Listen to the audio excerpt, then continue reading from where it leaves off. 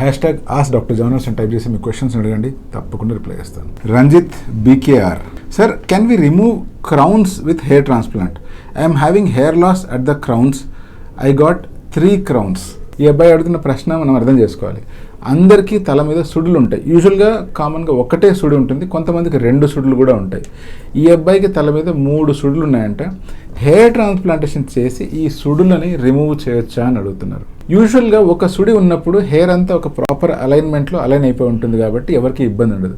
But ఎప్పుడైతే 2 సుడులు ఉంటాయో వాళ్ళకి ఏమవుతుందంటే ఒక సైడ్ నుంచి హెయిర్ ఇక్కడికి వచ్చి ఇంకో సైడ్ నుంచి ఇలా ఆపోజిట్ రావడం వల్ల మధ్యలో హెయిర్ నించున్నట్టు అనిపిస్తుంది.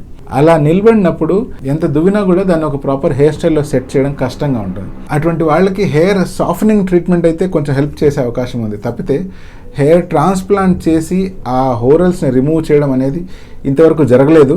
బట్ హెయిర్ ట్రాన్స్ప్లాంటేషన్ చేసి అలా హోరల్స్ రిమూవ్ చేయడం మంచిది కాదు. ఇన్స్టెడ్ ఎవరికైతే బట్టతల ఉందో అటువంటి వాళ్ళకి మాత్రమే హెయిర్ ట్రాన్స్ప్లాంట్ చేసి మళ్ళీ జుట్టు మొలిపించడం సరైంది.